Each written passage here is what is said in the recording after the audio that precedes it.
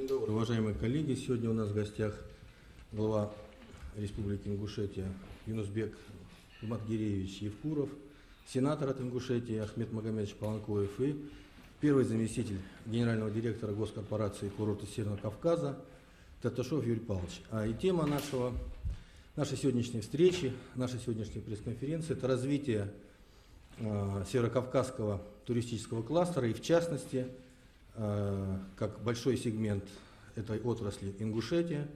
Вы знаете, недавно было заявлено о создании там особой экономической зоны, создание 2 курортов мирового уровня. Я думаю, что наши гости сегодня нам поподробнее расскажут, как это будет происходить, о сроках, о планах, о других задумках. Я так понимаю, как по формату, Юнусбек Ильич, вы скажете сначала гости что-то свое, или уже потом перейдем к вопросам? Как вам удобнее? Как вам удобно? Наверное, я думаю, вот поскольку мало кто себе что-то представляет, да, мы знаем уже известные советские раскрученные бренды. Вот что такое цари и армхи? Что это такое? Может быть, расскажете нам? Скажу добрый день, уважаемые участники. Мы рады представлять республику в очередной раз, как динамично развивающуюся, в том числе и направление отдыха, туризма. Такая самая, наверное, приятная вещь для человека, который всегда хочет найти себе место для вообще отдохнуть от трудовых будней. Что такое Джайрасский район? Это колыбель Республики Ингушетия, это место, откуда мы все вышли, это место наших предков. И в частности, если брать Армхи, это уже исторически заложенный курорт. Он так и раньше назывался, курорт Армхи еще в советское время, где бывало большое количество туристов, в том числе не только Советского Союза, но и зарубежных государств. Это место, где находили не всегда, периодически адаптацию проходили наши космонавты советского периода в то время. Место, где реально вылечиваются от многих болезней, люди вылечивались, и комиссия, которая у нас проверяла, в том числе перед созданием туристического кластера, медицинская, я имею в виду, подтверждает, почему мы и делаем сейчас одним из таких упоров на тех туристов, которые с ограниченными возможностями. То есть, тоже как бы для здоровья очень серьезно влияет. Курорт Армхи, он такой брендовый, он уже известный. Его надо только былое прошлое возродить. Я думаю, что это так и будет. Курорт, предполагаем место курорта Цори, это место неизвестное, там не было раньше такого там продвинутого. Это место подобрано для того, чтобы там основа горнолыжного направления это Цори. Почему? Потому что там место и сама база, она перспективная, и в сравнении с другими там субъектами Северо-Кавказского федерального округа не уступает никому в перспективности, как горнолыжной базы и туризма. Поэтому вот эти 2 места, но опять же и одно, и второе место в таких местах, вы сейчас на слайдах наблюдаете, наверное, это просто потрясающие красоты, виды и великолепные места, которые позволяют туристам не только заниматься или там отдыхать как горнолыжный туризм, ну и все виды туризма, которые можно себе предположить, которые есть во всем мире. Все можно там делать, начиная от рафтинга, от воздушного, от скалолазания, от всего. Все там можно сделать, и нет никаких там ограничений и никаких отсутствий возможностей вот эти виды туризма развивать в перспективном плане. Поэтому вот это 2 места, вот таких, они перспективных, хороших, и мы уверены, что мы реализуем эти проекты. Спасибо. Юрий Павлович, может, вы как представитель головной компании, которая и отвечает, и осуществляет весь этот масштабный проект на Кавказе, может, вы оцените потенциал Ингушетии? Да, с огромным удовольствием, тем более, что как раз получилось так, что я был в той комиссии, о которой говорилось при рассмотрении включения Республики Ингушетия в состав Северокавказского кластера. И скажу честно, хоть и долгое время жил, работал на Кавказе, я впервые был в этом месте, именно Джерарский, Суджинский районы, которые, на мой взгляд, являются действительно жемчужиной Кавказа. И есть чем гордиться республике, есть чем гордиться президенту, потому что это место, оно отлично не только тем, что является прекрасной горнолыжной базой, а чем характеризуется горнолыжная база? Ну, это прежде всего склонами, которые мы там посмотрели. Склоны очень удачные, они именно под катание, они малолесистые, пологие, очень красивые. И высоты, на которых расположены эти склоны, они позволяют говорить о том, что там будет устойчивый снежный покров. Потому что практически начиная с 3000 метров, начинается трасса эти чуть меньше 3000 метров, там 2950, по-моему, если не ошибаюсь, и доходит до 1200-1300 метров над уровнем моря. То есть эти высоты, они позволяют говорить о том, что в этом месте гарантированно будет снег, гарантированно будет возможность людям отдыхать и набираться здоровья.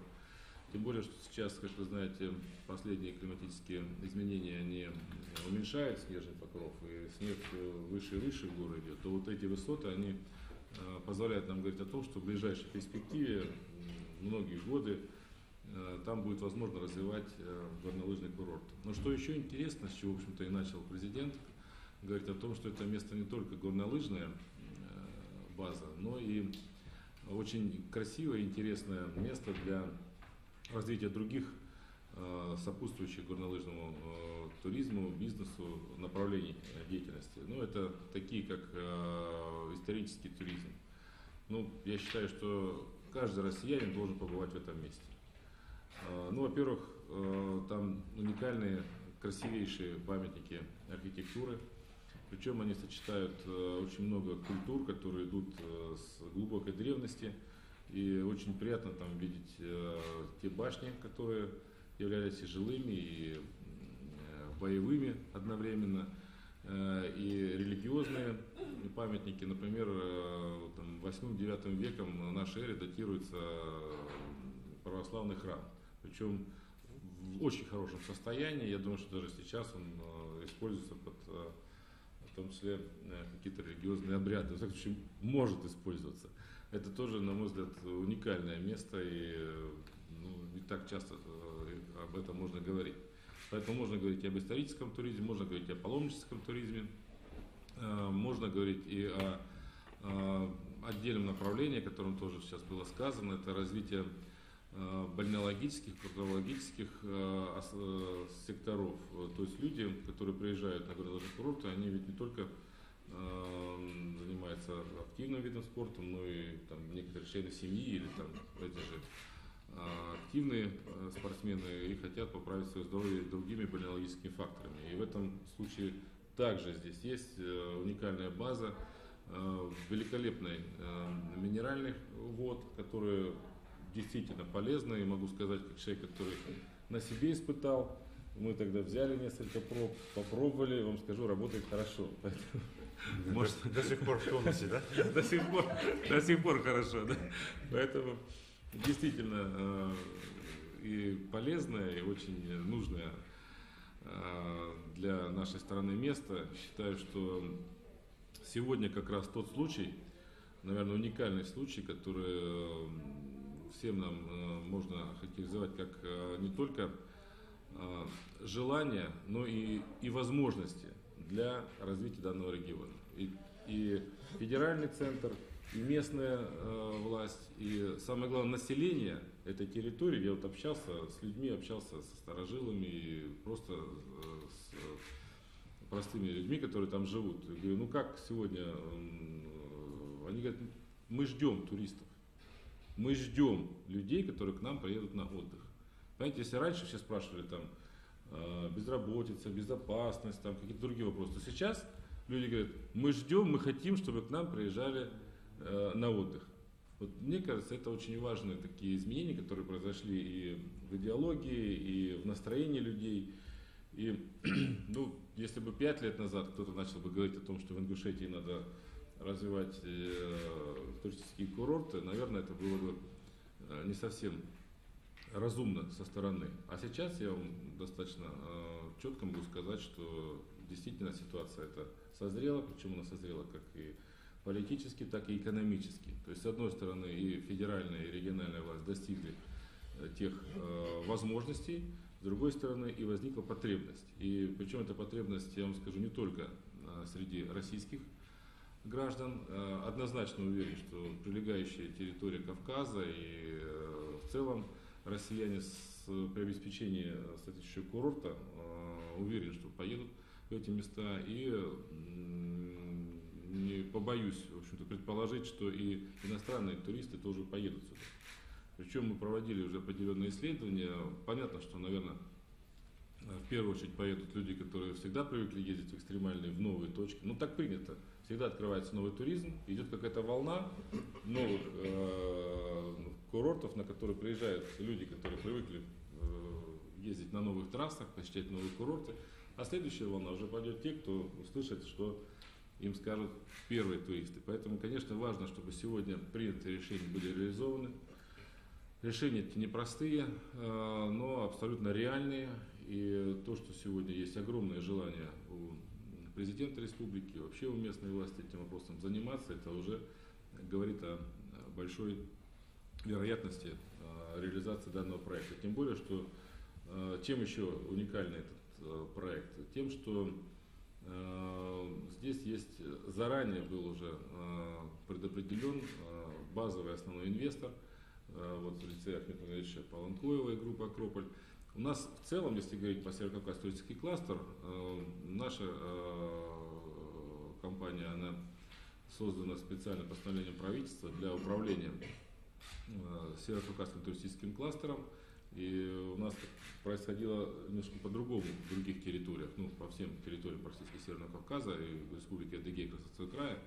Мы сначала принимали решение о создании зоны, а потом появлялся у нас базовый инвестор, и с которым уже началась отработка концепции развития и так далее. То в данной ситуации в Ингушетии случилось несколько опережающее действие. То есть сначала появилась концепция, сначала появилось огромное желание местных органов власти, появились базовые инвесторы, и затем вышло постановление правительства по включению Ингушетии и, в частности, Зиракского Сунжинского района в развитие Северо-Кавказского туристического кластера. Поэтому наша оценка, что этот курорт перспективен. Люди, которые начали им заниматься, они и патриотичные, и профессиональные, и уверен, что у этого проекта большое будущее. Скажите, я могу уточнить, вот помимо горных лыж и климатической основы курортов, вы имели в виду еще и то, что в Европе называется термальным, да? Ну, это термальные, мы называем это курортологией или бальнеологией, но я хотел бы сконцентрировать на чем еще внимание. То, что у республики Ингушетия есть свой подход. То есть, и президент тут сейчас только что озвучил, что подход несколько отличный, выбивающийся из общих каких-то подходов, говорит о том, что развивать данную базу как лечебную базу для людей с ограниченными возможностями. Вот это то базовое направление, которым хотят развивать данный курорт. То есть помимо активного отдыха и одновременно предоставлять услуги для реабилитации людей с ограниченными возможностями, инвалидов различных направлений. На мой взгляд, это очень важно. Тем более, что в этой территории, как я уже сказал, есть огромный бальнеологический и гурологический потенциал. Это и минеральные воды, это и климат, это и возможность нахождения на высоте вот этого горного воздуха. То есть, плюс, конечно, надо создавать будет дополнительные, строить и готовить дополнительные мероприятия, дополнительные процедуры, которые бы помогали людям восстанавливаться, в том числе после различных заболеваний или большая социальная направленность проекта. Конечно, конечно. И еще раз подчеркиваю, что вот это направление именно параллельно, то есть не только горные лыжи, а и курортология и бальнеология, это позволит и загрузить круглогодично, да, и использовать большим потребителям эти места. Это здорово. Дай Бог. И, Ахмед Муляевич, к вам вопрос. Вы как пришедший в политику из большого бизнеса руководящей группой компаний, которая, как сейчас модно говорить, стала якорным инвестором.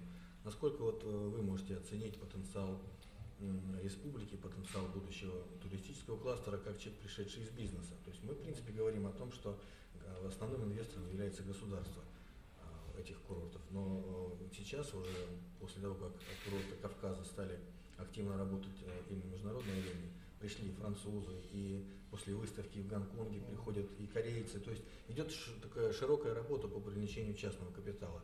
Вот вы еще, я знаю, являетесь и сопредседателем Российско-турецкого делового совета. Есть ли у серьезного турецкого бизнеса интересы на Кавказе именно вот в этом секторе, в этом кластере? Может быть, подробнее оцените? Спасибо, хороший вопрос. Ну, о преимуществах курорта в Республике Ингушетия сегодня здесь говорилось. Я, конечно, хочу добавить какие-то более технические вещи. Я считаю, что большое преимущество есть, помимо того, что это красивые места, памятники,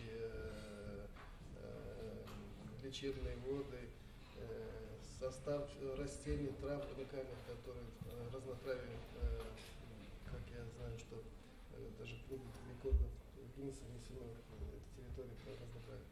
Но есть еще такие технические преимущества, которые близость от инфраструктуры, дороги, доступность. Я хочу сказать, что вот мы уже начали, вот несколько недель назад мы уже ездили, приглашали ребят из программы «Русский экстрим», и мы с удовольствием катались там на лыжах, сноубордах, летали на парапланах, прыгали с парашютами, на воздушных шарах. И вот вся группа, которая туда поехала, вернулись в Москву, они были очень довольны, очень им понравилась эта поездка. И вот мы сейчас хотим, чтобы это вообще эти поездки расширялись и более на постоянной основе происходило. Помимо природных условий, есть еще, мы видим большую поддержку вот в той программе, которая организована. Это будет построено за счет государства, инфраструктура, дороги, газ, свет, вся инфраструктура. И тут для бизнеса, мне кажется, очень выгодное, интересное предложение, когда сегодня земля в уникальном, красивом месте, с такими достоинствами, предлагается, что подведем к вам всю инфраструктуру, дадим еще налоговые льготы. И то есть только мечтать приходится, мне кажется, о таком проекте. Это будет, хоть сегодня, может быть, не все еще вот, реально поняли, что эта ситуация очень интересна. Я думаю, что через некоторое время будет много желающих. То, что касается Турции, я 20 числа марта еду на переговоры в Турцию. Уже мы ведем консультации. Как мы знаем, в Турции есть тоже горнолыжный курорт, есть компании, крупные компании, которые инвестируют в туризм, и у них это работает. И вижу, что в Турции, я думаю, что нам удастся привлечь партнеров, потому что, во-первых, турки, они достаточно активные, уже работают в России очень много компаний. Ну и у меня есть, конечно, такое преимущество в том, что я занимаюсь направлением в Турции, в торговой палате, и есть хорошие контакты. То есть вы прогнозируете серьезный интерес турецкого бизнеса к Кавказу? Я уверен, да. К кавказскому курорту. Дай Бог. Ну что, коллеги, я думаю, что настало время вопросов-ответов. Пожалуйста, просьба представляться, да, прошу.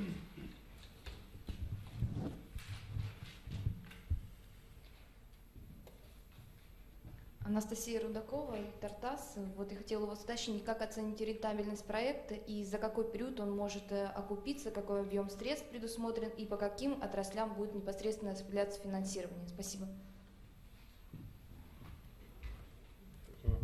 Я думаю, что... рентабельность, понятно? Да. Мы рассчитываем, что рентабельность и окупаемость проектов по нашим критериям это 7-8 лет. В общем-то, это те цифры, которые, в принципе, берем за базу. Если больше, то мы не рассматриваем этот проект. Что касается инвестиций, то всего инвестиций на все очереди развития, там цифры, конечно, достаточно достаточно серьезные, то есть это около 100 миллиардов рублей, это на все очереди. При этом, конечно, мы будем рассматривать первую очередь, которая минимизирует количество средств и на инфраструктуру, и, собственно, инвестора, и с тем, чтобы курорт заработал как таковой. На сегодняшний день, в первую очередь, по нашим оценкам, она будет около 30-40 миллиардов, где-то в этих пределах всего. При этом порядка 10 миллиардов – это, собственно, средства в инфраструктуру, это часть дорог, это часть инженерных сетей, водоснабжения, электроснабжения, там, газоснабжения и так далее. Вот. Но на сегодняшний день все эти цифры, они корректируются и будут уточняться в процессе проектирования. Основные цифры, могу сказать, такие, что всего планируется создание около 28 тысяч мест в этих курортах, на оба курорта Цори и Архи. Планируется порядка 63 километров трасс, более 20 подъемников, то есть это по всем трассам. Ну вот, собственно, это основные такие цифры, которые, может быть, подкорректируете. Ну да, то, что касается инфраструктуры, это курорт Северный Кавказ, то, что касается гостиницы, рестораны, прокат лыж, та инфраструктура, которую мы обслуживаем, это частные инвестиции, и тут предполагается собственные средства, компании группы, привлеченные, партнерские, и также мы рассчитываем привлечь по госгарантиям, как вы знаете, есть программа, федеральная программа по предоставлению гарантий на привлечение инвестиций в Республику Северный Кавказ. Я, может, по этой части добавлю или там предотвечу вопросы, потому что, конечно, важно, за чей счет и кто как будет осуществлять строительство инфраструктуры. Мы именно для подготовки данного вопроса по поручению и вице-премьера полномочного представителя президента Северного Кавказского федерального округа Снега Геннадьевича Хлопонина и по поручению Министерства экономического развития сформировали рабочую группу, которая выезжала по всем курортам, которые включены в Северо-Кавказский кластер. В частности, были республики Ингушетия таким большим представительским составом. Там были представители Минэкономразвития, Минтранса, Минэнерго, Минрегиона развития, Росавтодора вместе с нашими специалистами и достаточно тщательно смотрели предложения, которые сейчас мы формируем и будем представлять для доклада уже Министерства экономического развития, правительства Федерации для дальнейшего рассмотрения. Конечно же, создание особой экономической зоны предполагает, что инфраструктура, подводящая, внешняя инфраструктура, она будет строиться не за счет инвесторов. То есть все-таки основная нагрузка должна лечь на бюджеты всех уровней. Это и муниципальные, и республиканские, и федеральные, и на затраты естественных монополий, там, Газпрома, энергетических компаний. А инвестору сосредоточиться на строительстве, собственно, гостиницы, ну и там, иной коммерческой недвижимости. Это вот, в общем-то, те принципы, которые закладываются. Конкретный пообъектный перечень с конкретными суммами и с графиком строительства этой внешней инфраструктуры мы на сегодняшний день готовим и думаю, что в ближайшие 3-4 месяца мы уже более точно можем ответить на этот вопрос. Пока мы только говорим о том, что вот эти базовые принципы, и по ним у нас есть уже понимание в километрах, в киловаттах, в кубах. То есть мы уже четко понимаем, что нужно сделать для того, чтобы этот уголок стал действительно курортным раем, и чтобы он начал принимать уже туристов. Но при этом хотел бы, чтобы тоже понимали все присутствующие, что здесь нет какой-то такой не посчитанной эфемерных только желаний, а есть сегодня желание, что мы, конечно же, выделим в первую очередь, сминимизируем затраты с тем, чтобы запустить, в принципе, курорт, и который бы позволило в дальнейшем его развивать на те цифры основные, которые я говорил. Спасибо, пожалуйста, коллеги. Вот девушка.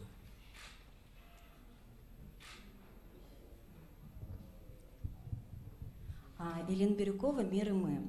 У меня такой вопрос. Вопрос номер один на Кавказе – это вопрос безопасности. Вы планируете развивать туризм. Как вы собираетесь сделать так, чтобы люди не боялись приезжать? Спасибо. Почему номер один на Кавказе? Просто все привыкли про Кавказ, говорят, не будет таких вещей на Кавказе, значит, где-то в другом месте придумают. Вопрос номер один безопасности везде, наверное, во всем мире. Это раз. Во-вторых, если мы будем только думать о безопасности граждан, будем стараться создать условия, а потом только после этого там, вторичным будет развитие туризма или там, создание рабочих мест, то ничего не получится. Эти все вещи делаются в комплексе.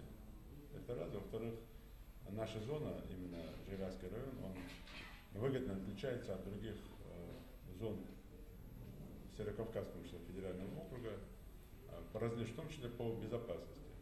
Мы по ряду причин всю зону отвели под пограничную зону, что совершенно по закону не мешает участию там и международных туристов, развитию всех видов тех программ, о которых мы сегодня говорим.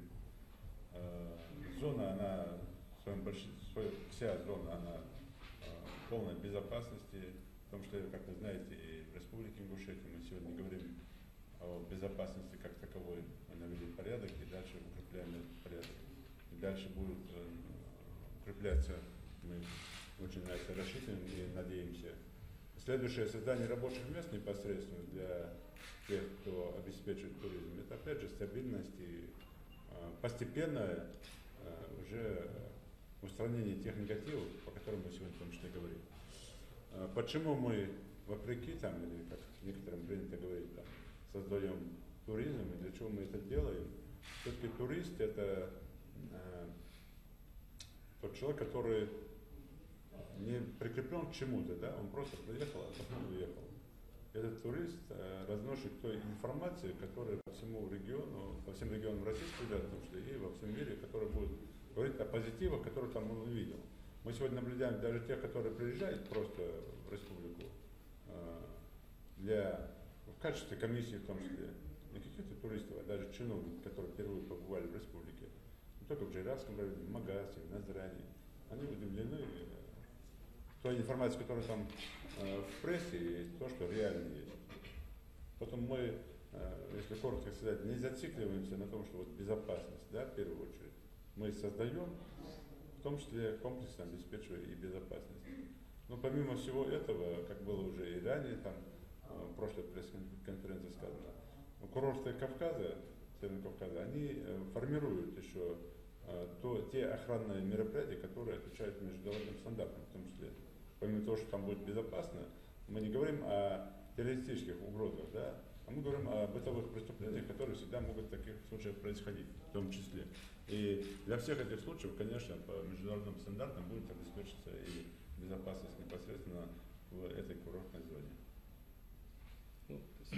Я поддержу немножечко и скажу о том, что во всем мире любая курортная зона, она подразумевает определенные действия по безопасности туристов и в целом данного региона.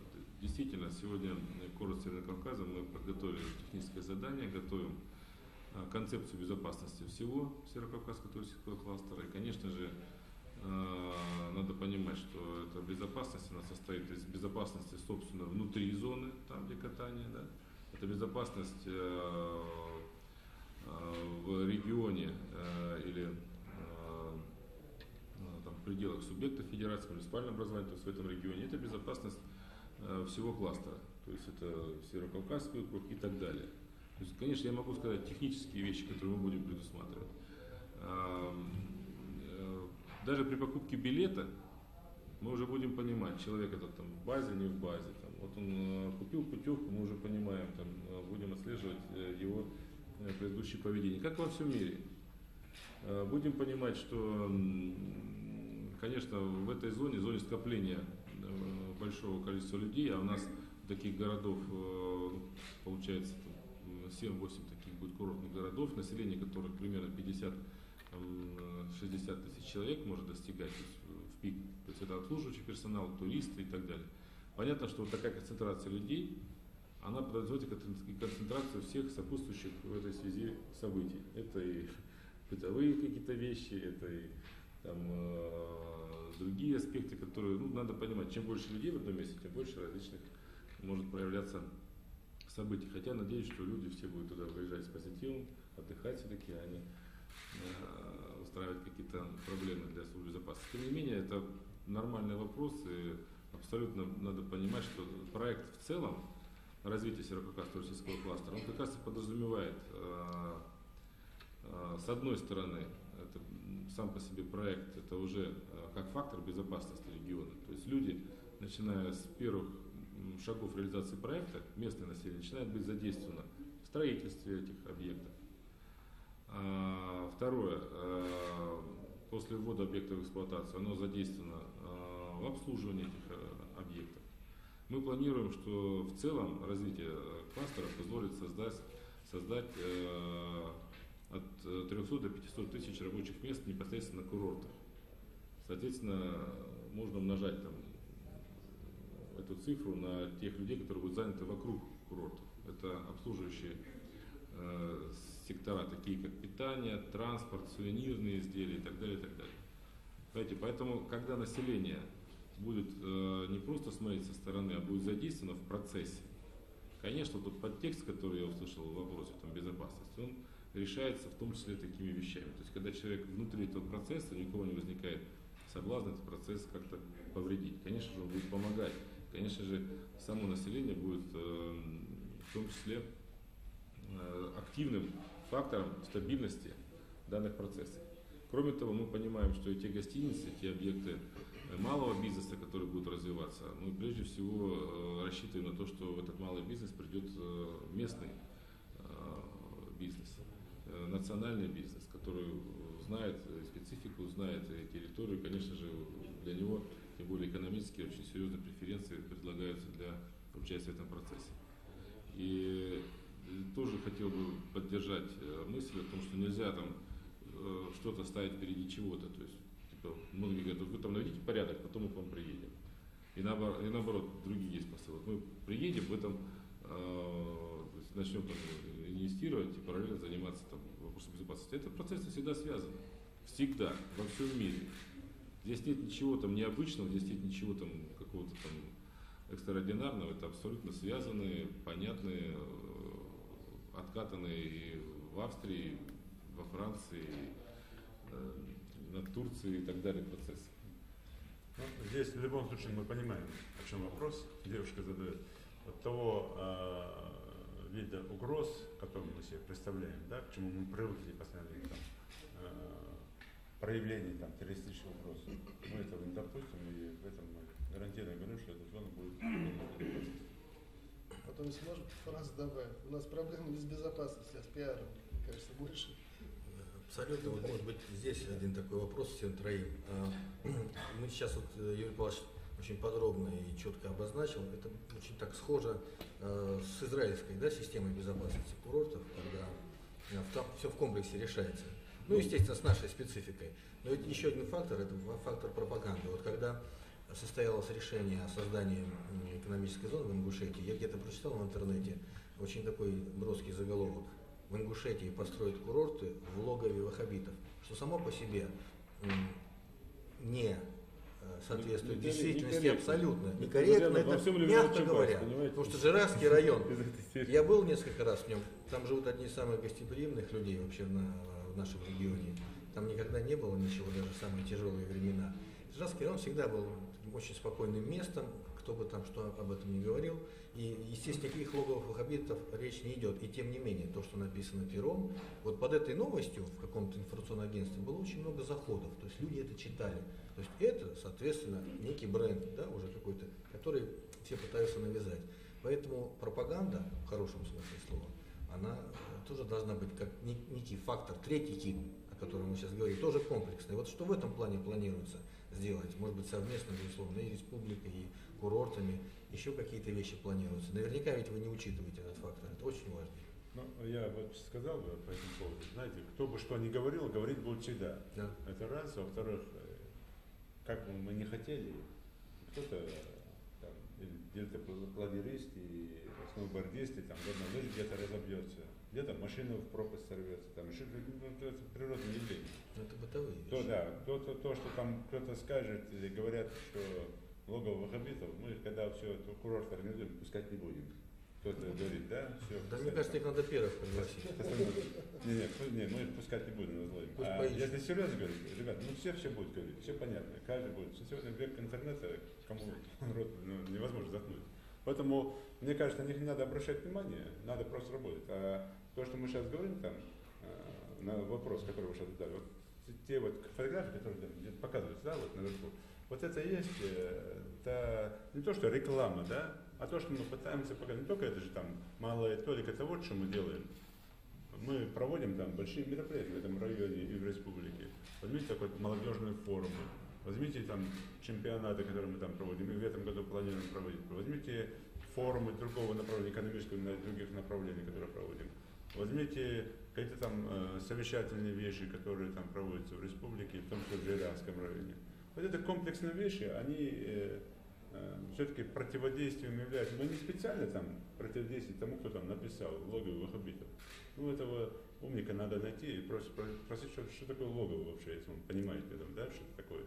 Только вообще даже по словарю дали разобрать, что такое логово, я же не говорю про ваххабитов, он вообще в обморок упадет. А на самом деле тут просто картина-то какая, что мы это все проводим в рамках того, чтобы просто не для журналистов. Журналистов, вот как ему объяснять, все равно эти суперобразованные люди, они уже там ориентируются везде. Для среднего обывателя в стране, в первую очередь, для жителей Ивановской области, Свердловской области, Московской области, там, Хабаровского края, Дальнего Востока, чтобы они видели уже Ингушетию хотя бы в картинках. Но с другой стороны, если мы раньше не особо на это обращали, теперь мы обращаем на это внимание. И какие-то средства затрачиваем на то, чтобы постоянно в это вкладывать, чтобы нас видели уже в другом картине. Ну, конечно, бесспорно можно смотреть по телевизору, можно читать где-то, а можно непосредственно лицезреть на месте уже там, да. И вот эта практика, когда мы приглашаем к себе, в том, что мы сейчас договорились с руководством русского экстрима, договорились с другими там ведущими там по спорту, проводить у нас, мы организуем, мы оплатим, мы все сделаем. Мы потратимся, но чтобы у нас в республике проводили определенные чемпионаты там, Российской Федерации, мира, по различным видам спорта, по различным там, экстремальным видам. И мы когда это все проводим, когда люди приезжают, когда уезжают, когда это все показывается, конечно, это вот те вещи, которые мы не в противовес, опять же говорю, да, мы просто показываем среднему обывателю, жителю Российской Федерации, вот она, Ингушетия, что сюда небезопасно, езжайте, отдыхайте, живите. И вот эти вещи, я думаю, что говорить сами за себя. Ну, я услышал еще немножко другой подтекст, и считаю абсолютно правильный посыл, что нам нужно определенную маркетинговую политику проводить. Это тоже, еще это абсолютно понятная во всем мире составная часть. Сегодня по нашему российскому телевидению рекламируются курорты Турции, рекламируются курорты там, Кипра и так далее. Конечно же, мы должны также пропагандировать, агитировать людей, ехать на курорты Северного Кавказа, ехать в Ингушетию, но при этом мы понимаем, что наши люди очень четко должны видеть преимущества. А преимущества эти будут в хорошем сервисе и в более низкой стоимости. Поэтому мы очень четко анализируем, отслеживаем, что у нас мы ориентируемся, что цены у нас будут ниже, чем у наших конкурентов. В том числе, Ахмед Мухаммедович, хоть вы председатель российско-турецкого бизнес-клуба, я вам скажу, что Турция является сегодня одним из наших основных конкурентов, в том числе на горнолыжном направлении. Они стали строить несколько сот тысяч мест в горных частях Турции, чтобы не только пляжный отдых, но и горный отдых в Турции стал для россиян привлекательным. Мы, конечно, это все понимаем и, конечно же, будем пропагандировать, но не только словом, но и делом. Это и безопасность, это и комфорт, это и цена, это и радушие местного населения, это и все-таки внутри своей страны отсутствие языковых барьеров и единая культура. Вот это наш козырь, который мы будем, конечно же, использовать в пропаганде. Спасибо. Да, пожалуйста. Можно вопрос сразу, еще российские реформы, хотела как раз цен. По поводу цен на билеты. Я думаю, что как раз наш туризм останавливает большую безопасность, называется поток людей, да, и никто ничего не останавливает. Как раз вопрос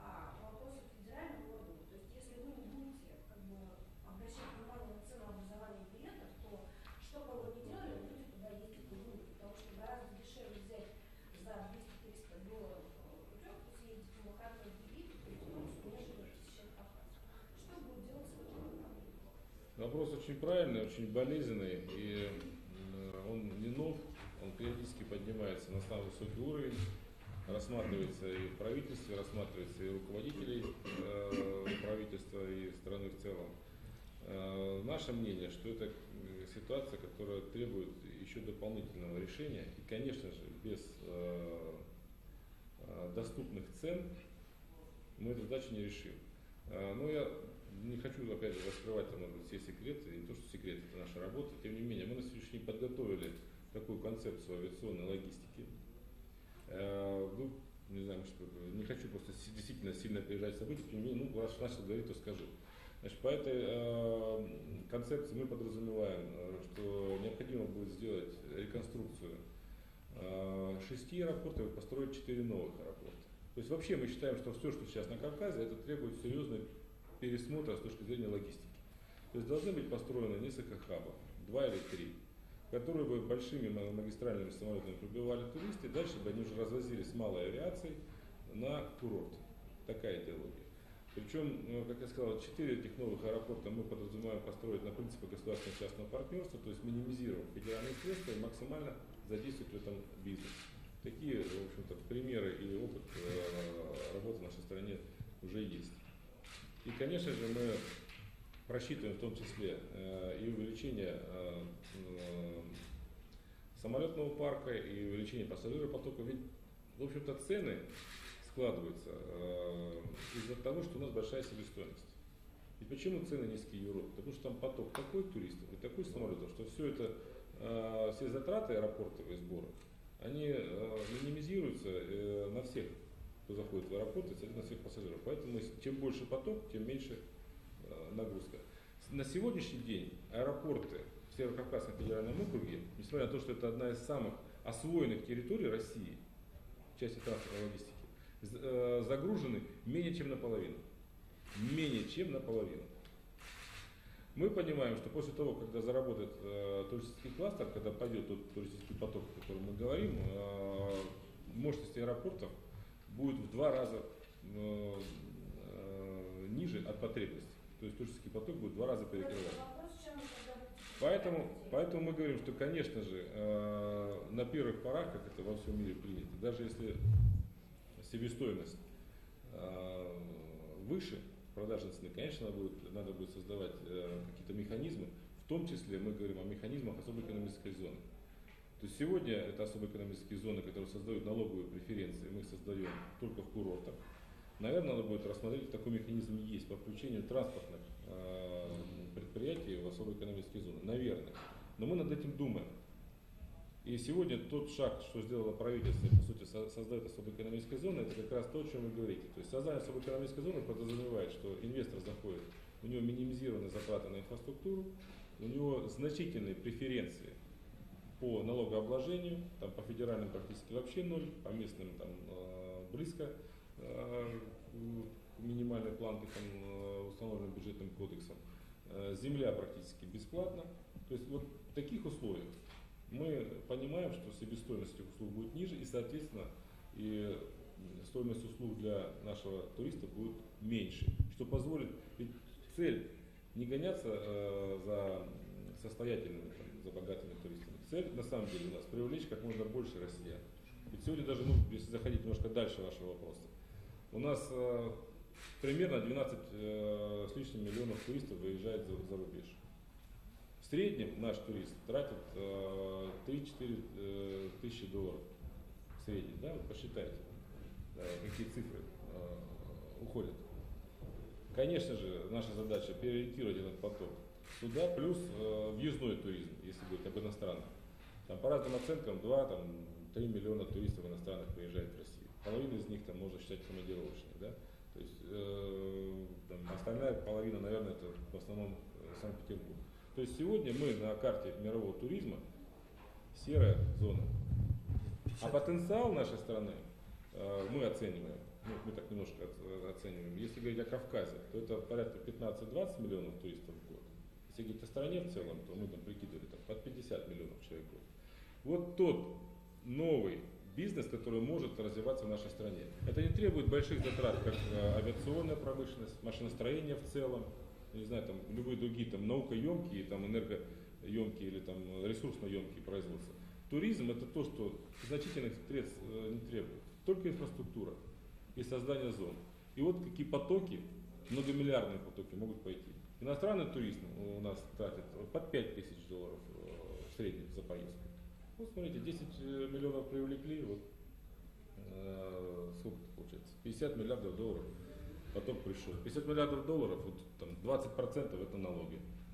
Все, вот она экономика. То есть я вообще считаю, что, наверное, можно говорить о том, что туризм это ну если не национальная идея, то во всяком случае тот экономический прорыв, который может наша страна сделать именно за счет развития туризма, имея колоссальную, Богом данную природу. Вот мы сейчас обсуждаем один уголочек, в котором все есть.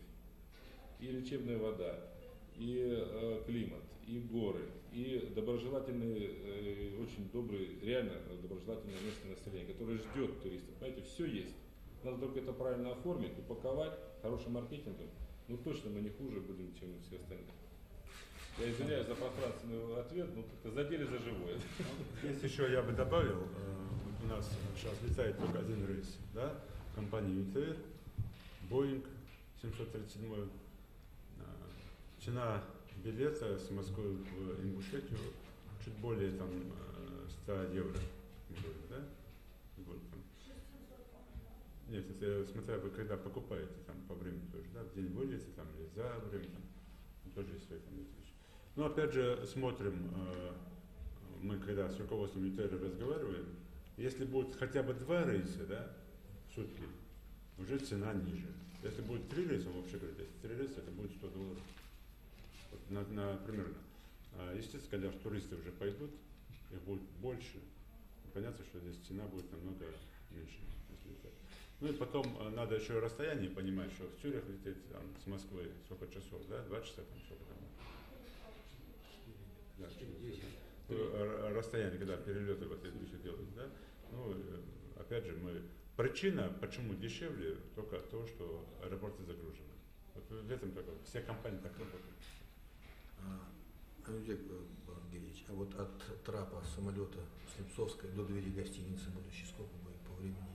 По времени от самолета вышли, вас встретили, сели, если считаем, как только вы сели в такси или маршрутку, или в автобусе, те извозчики, которые ровно 40-45 минут вы уже в гостинице курорта Рамхиль, да? К примеру, мы заложим час максимум, если брать. Это час. Если же ехать, у нас 2 маршрута через Владикавказ по одному маршруту, да? А если ехать по объездной дороге через наше, опять же, горное ущелье, да? По Асинскому ущелью, вверх, где красота вообще, там, да, где-то 2 часа. С учетом Слепцовского часа где-то, да? А так честно. Вот так вот такие расчеты делаем. Удобно, понятно. Там молодой человек вот руку тянул. Пожалуйста. Добрый день, московский комсомолец Алексей Картышев. Знаете, такой вопрос. Как вы думаете, а пойдут ли жители Ингушетии вообще работать в гостинице, уборщицами? Обслуживающий. Да, в обслуживающий персонал. Да, хороший вопрос. Кстати, как ни странно, у нас убирают за собой жители Ингушетии, там, не другие жители. Я понимаю вопрос. Конечно, здесь тоже, как бы мы тут ни говорили, в голове молодежи надо некоторые вещи там коррективы вводить, да, с учетом рекламы, с учетом прибыльности этого бизнеса, с учетом того, что все-таки надо, это новый вид деятельности, если говорить после постсоветского периода. Ну, в советское время также работали, но сейчас работает тот же лечебно-оздоровительный комплекс Жирахи, где работают жители Ингушетии. Здесь я не думаю, что особо есть проблемы. Вообще не то, что не думаю, вообще не вижу никаких проблем. Все пойдут работать. Это довольно бизнес такой перспективный. Тем более, если мы сейчас создаем, а мы уже создаем, у нас комитет есть туризма, они создают сейчас группы, которые будут ездить, учиться. Мы сейчас заключаем соглашение с Санкт-Петербургским, там, одним учебным заведением, которое готовит именно специалистов по туризму. Когда обучаем людей иностранному языку, ведению, в том числе не только обслуживаешь, но еще как ведение этого бизнеса, как частника, да, значит, многие хотят работать и многие пойдут. И я уверен, что у нас не надо будет там приглашать кто-то со стороны, специалистов. Хотя мы и здесь заключаем соглашения и в Сочи, и в Краснодаре, и в Кабардино-Балкарии на начальном этапе проводить мастер-классы у нас в республике, обучать людей. И на начальном этапе руководителей, как, например, гостиничных комплексов, это уже инвесторы сами будут делать, мы будем приглашать тех людей, которые имеют уже опыт работы в этой сфере деятельности. Не сразу, конечно, будет так, но может сразу не будет дежурных улыбок, как это должно быть. Там будут искренние улыбки, понимание там, гостеприимства и все остальное. Но потом мы выйдем тоже на дежурные улыбки, когда все будут, как в Европе, да? Хотя, побывавший у нас, я один там случай расскажу,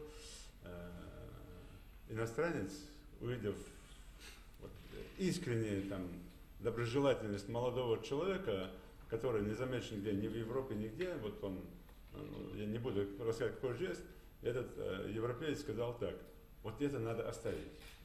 Это именно ваш национальный бренд, национальное гостеприимство. Вот это надо оставить. Вот это еще больше. Почему? Потому что в Европе людям надоели дежурные улыбки. А здесь вот все искренне. Вот это искренность надо оставить. Ну, опять же, мы понимаем прекрасно, когда это все процесс начнется, через там, год, 2, 10 лет. Ну, потихоньку у тех, кто обслуживает, искренность тоже пропадет, будут дежурные улыбки, и все будет работать на чаевые. Ну, тоже не исключаем вопрос. Да, вот, пожалуйста,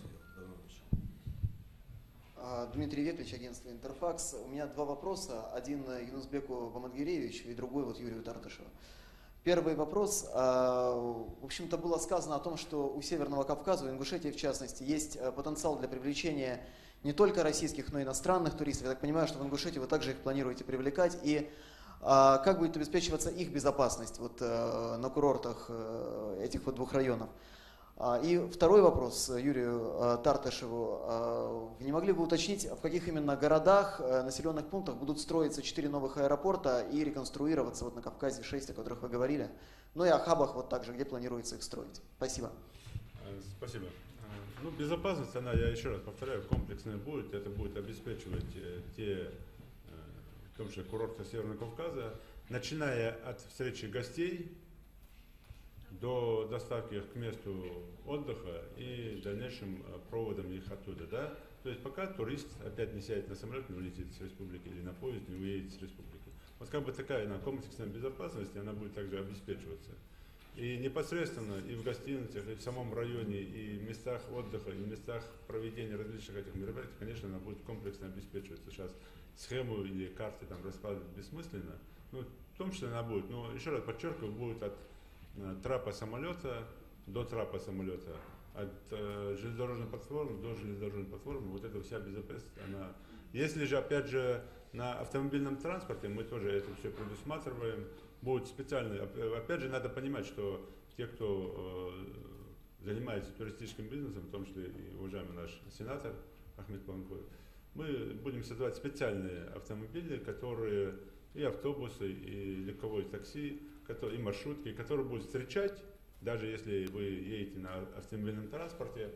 Понятно, что через туристические там фирмы, договорившись, если вас встречают на границе с Ингушетией, везут в зону отдыха, и опять же, когда вы уезжаете, провожаете границу Ингушетии, вы уехали на своем транспорте обратно. То есть вот эти комплексные вещи, конечно, мы будем максимально обеспечивать. Спасибо. Уважаемые коллеги, я хотел бы все-таки заострить внимание на то, что мы не говорим, что будут строиться. Я сказал сразу, что мы рассматриваем, считаем и готовим предложения в соответствующие министерства, ведомства и правительства с целью рассмотрения наших предложений. Да? Так вот, мы считаем, что для того, чтобы полноценно работал северокавказский кластер, и после того, когда он выйдет на те мощности, о которых мы уже сегодня говорили, а это порядка 170-200 тысяч одновременно туристов может находиться в этих местах курортных, мы полагаем, что нам нужно будет отреконструировать те аэропорты, которые будут в непосредственной близости, а именно Махачкала, Нальчик, Краснодар, Майкоп, Владикавказ и Минеральные воды. Вот это те аэропорты, которые, по нашему мнению, будут нуждаться в реконструкции и увеличении емкости пассажиропотока. Я мешаю.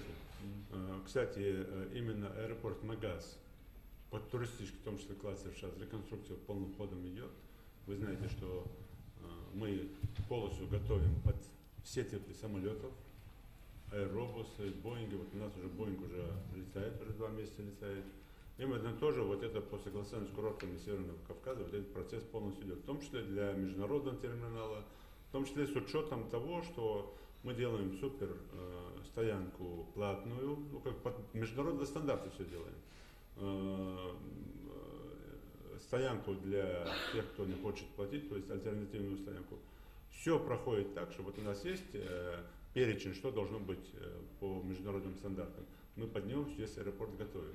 Поэтому, конечно, вот, если мы говорим по реконструкции, вот аэропорт Магаз, он первым субъектом, да, он будет в этом году уже полностью готов под те стандарты, которые нам выставляют, потому что курорт Северного Кавказа. Поэтому мы его и не называем. У нас нет цели там всех реконструировать. Мы только говорим те, которые... я почему говорю, Ингушетия, она всегда там на полшага или на шаг впереди получается. Всегда в любом процессе инвестор до выхода постановления аэропорт сейчас реконструирует. Ну и планируем, да, 4 построить, это в непосредственной близости, там, где у нас будет развиваться.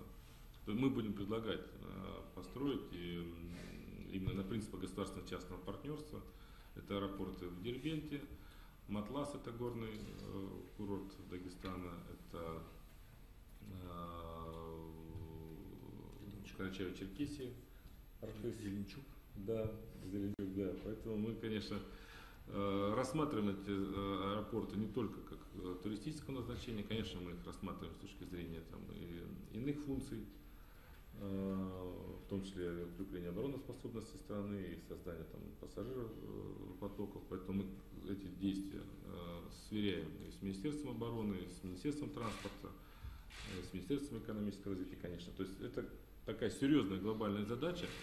Еще раз говорю, что вот создание курортов Северного Кавказа, развитие курортов Северного Кавказа, в частности в Ингушетии, это позволит кардинально изменить облик региона в целом и изменить там социальную, экономическую ситуацию и, конечно, превратить его в развитый экономически самодостаточный регион и самый безопасный в том числе.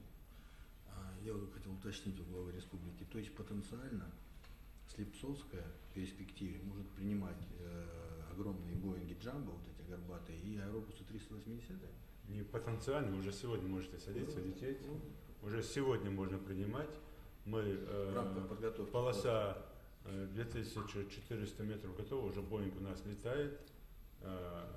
Сейчас вот тепло наступит, 3200 полоса наша, самое современное там покрытие, именно под все типы, в том числе, ну, все типы самолетов мирового стандарта, конечно, это будет. Ну и плюс добавил бы еще к тому, что если мы говорим про легкомоторный там самолетный парк на малых дистанциях перелетов, то понятно, что и в том числе и у нас в Джейратском районе везде присутствуют вертолетные площадки, и как вид перспективный, и он очень хорошо сейчас развивается в Минводах, в Ставропольском крае, в Краснодарском крае, вертолетный такой туризм. Мы тоже его хотим затянуть к себе, тоже в республику, и тоже вот обеспечить это именно. Почему? Потому что одно дело, когда ходить пешком, другое дело вот по воздуху, это красоту наблюдать. Разные виды туризма в том числе.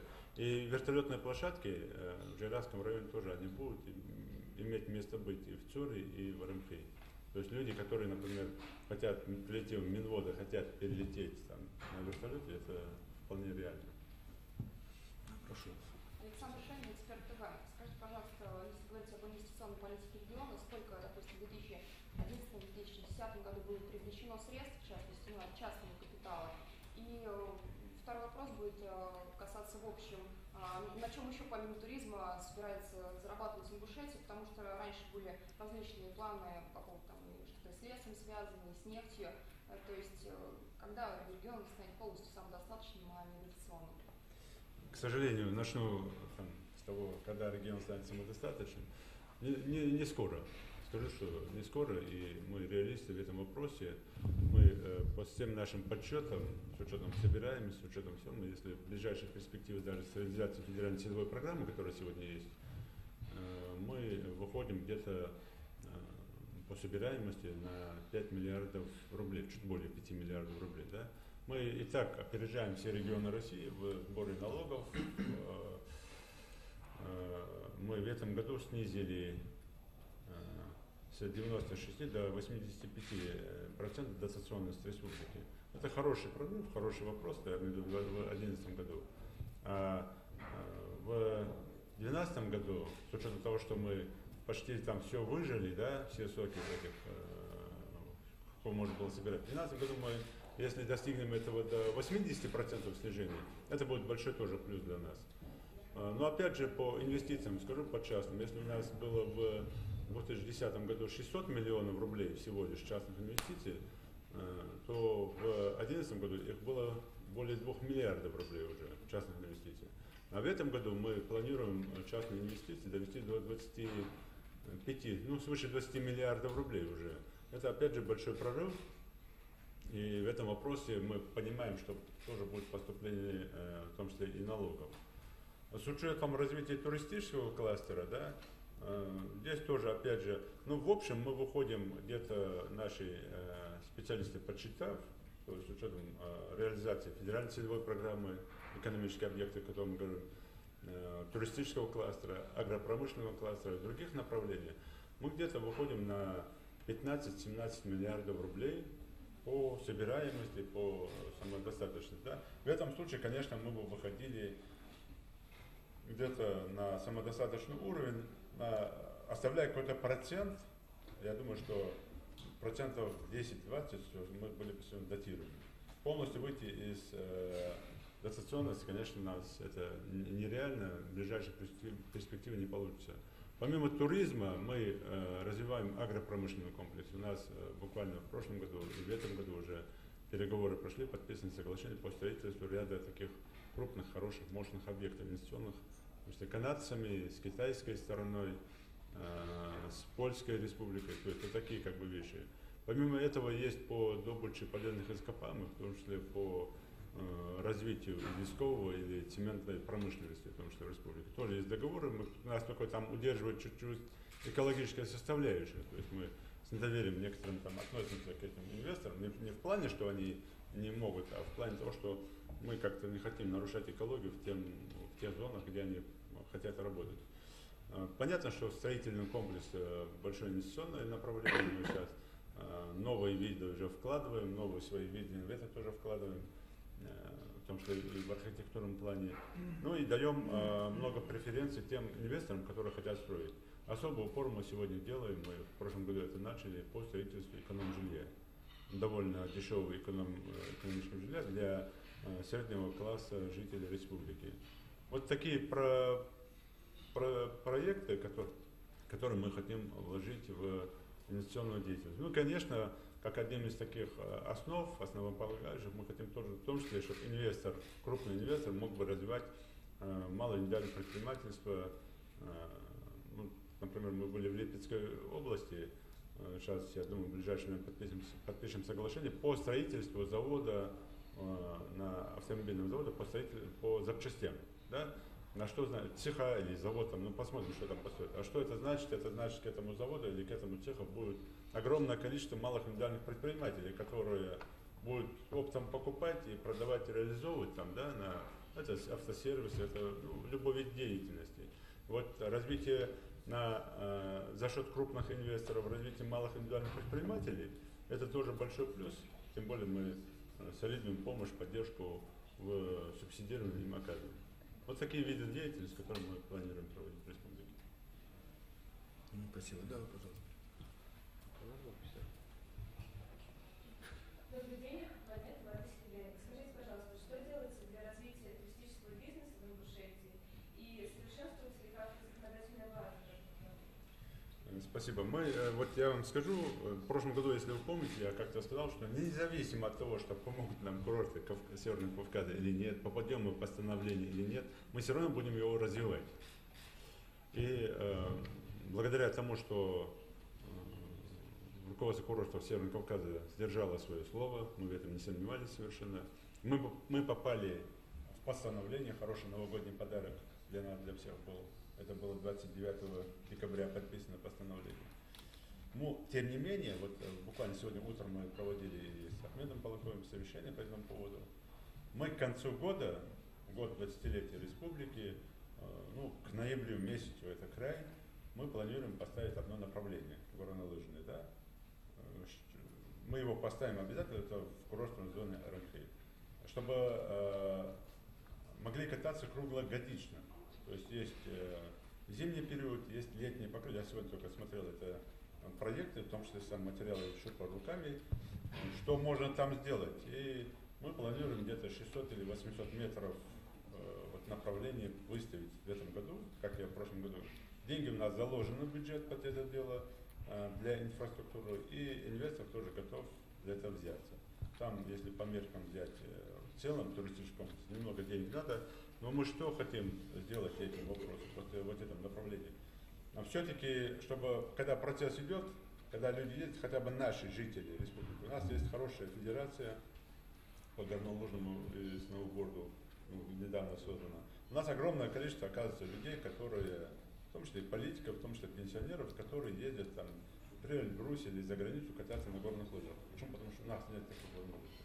Мы здесь хотим для внутреннего потребления это делать, ну и сделать там же площадку для обучающихся, чтобы для обучения ставить на крыло, так будем говорить, в том числе и тех, кто хочет, особенно для детей. Этим самым мы забьем и лечебно-оздоровительный комплекс свой, чтобы он уже прибыль приносил для себя.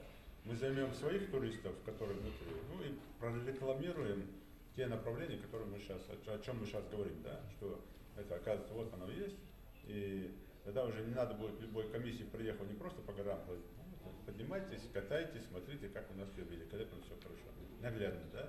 Вот эти вещи мы планируем делать, а в комплексе, конечно, то, что мы сегодня сейчас показываем и говорим сегодня даже здесь на пресс-конференции, мы в комплексе будем реализовывать. У нас есть уверенность, что мы реализуем эти проекты. Да, вот девушка.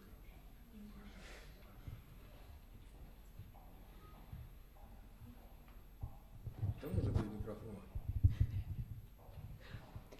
Вы знаете, я хотела уточнить вот по круглогодичным, но там же нет ледника, за счет чего будут летом кататься люди? Нет, есть, я же сказал, специальное есть покрытие. Когда мне То есть не снег, что ли? Нет, это не снег. А что это такое? Вот, знаете, я тоже сегодня задал такой же вопрос, когда мне вот товарищи слева сказали, что круглогодичные, я говорю, вы что, с ума сошли, как там жара же летом. Оказывается, европейские курорты, чтобы прибыль была круглогодичная, придумали вот эту вот вещь, когда пластиковое такое покрытие, также горные лыжи, такой же сноуборд. Вот я сегодня картинки, все это мне сегодня презентовали, я это все смотрел. Вполне реализуемый, вполне вот и вот сам Ахмед на этом катался тоже, особой разницы, или, кроме там нету морозного ветра в лицо, остальное все так же, такая же скорость, такие же вещи. Вот как бы вот таким вот образом. И я за эту идею ухватился, и мы будем делать обязательно в этом году. Ну это какая-то короткая трасса, я так понимаю, да? Ну это будет порядка вот 600 метров. 600 метров. Да. Можно тогда еще вопросы вот уточняющие? Во-первых, вы сказали, будет создано от 300 до 5000 рабочих мест? Или я неправильно записала? Это в целом по курортам Северного Кавказа, это не в Ингушетии. От 300 до 500 тысяч? Около полумиллиона, да, по расчетам. По всем курортам. Всего по всему КСК. Да, от Адыгеи до Дагестана. Нет, это везде, да. И еще вопрос, видимо, тоже к вам. Можно уточнить вот в эту первую очередь, которая будет стоить 30-40 миллиардов, что конкретно будет входить? То есть, что будет построено, за какой срок? Я так понимаю, это ближе, чем 10 лет все будет сделано. И еще хотела уточнить. Забыла. Ладно, спасибо. Коллега, а вы из какого издания? РИА Новости, извините, Юлия Бакуль. Речь идет о Ингушетии, да? Ну, да, первый срок. Ну, в первую очередь проект мы рассчитываем около 10 лет. Да, растянут. В первую очередь мы будем потихоньку вводить поэтапно, в зависимости от подготовки лыжных трасс, увеличения потока туристов, строительство гостиниц, коттеджей, прокатных пунктов, пунктов питания, Ну, вообще у нас по проекту, вот я вам скажу, мы начинаем в этом году, да, ну, как вариант уже сегодня, это будет даже уже подкреплено нашим решением. Почему? Потому что если я вас сейчас всех приглашу в ноябре покататься, там пресс-конференцию уже провести на первой трассе, конечно, уже обратного хода не будет, и мы будем делать все, чтобы... Вот всех приглашаю. Уже первый этап уже в этом году, то, что мы начинаем кататься уже в Ингушетии, в Джайдарском районе. Это уже первый этап. Мы по нашим расчетам, по нашему графику, к концу 2015 года мы уже планируем в одном уже месте такую мощную базу уже создать. В том числе и для отдыха для инвалидов, как мы говорим, да? Об Арамхи. Мы, чтобы вы понимали, Арамхи мы его делаем не как крупную горнолыжную базу, да?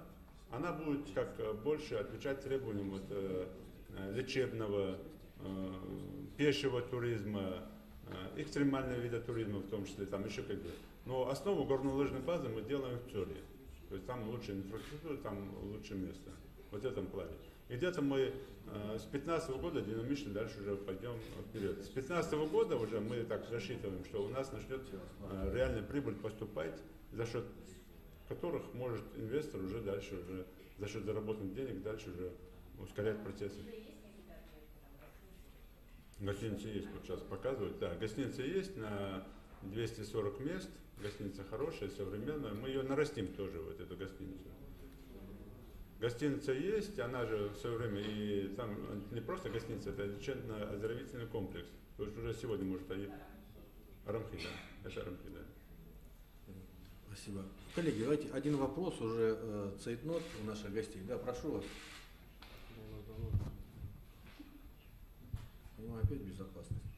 Юнусбек Бамангериевич, действительно еще один вопрос касательно безопасности, может быть не совсем по теме пресс-конференции. Сейчас сообщается о том, что в Ингушетии проводится спецоперация, заблокирована группа боевиков, которую, в общем-то, силовики сейчас ловят и пытаются уничтожить. Не могли бы вы рассказать, что это за группа и, в общем-то... Ну, вы знаете, что проводятся мероприятия, никто не гарантирован. У нас, если вы в курсе, каждый день показывается ролик, где мы всех показываем, кто в розыске. Есть те, кто понимает нормально, есть те, кто не понимает. Конечно, мероприятия проводятся. Это проводится сегодняшнее мероприятие в равнинной части Ингушетии, в районе лесополосы Али-Юрта. Вчера я согласовал эту спецоперацию, дал указания по этому вопросу. Сейчас проводятся мероприятия.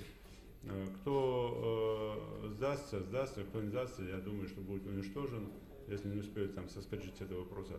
Опять же, подчеркиваю, что мы не гарантированы, никто не говорит сегодня, что у нас все, больше ничего не произойдет. Дураков хватает, и в этом направлении работа тоже идет. Но это совершенно не касается того, что мы говорим, не только горно-лыжной базы, да, Джайдарского, вообще не касается инвестиций, не касается тех проектов, которые мы сегодня реализуем. Это все будет идти, это все твердо мы решение приняли, это все будет вопреки идти вперед, и динамика будет идти. А известно, что это за бандгруппа? То есть, что это за люди, кто у них лидер? Ну, знаете, мне совершенно там, кто у них лидер или бандгруппа, она есть бандгруппа. Вот сейчас, если сдадутся или там уничтожат, мы знаем, кто это конкретно.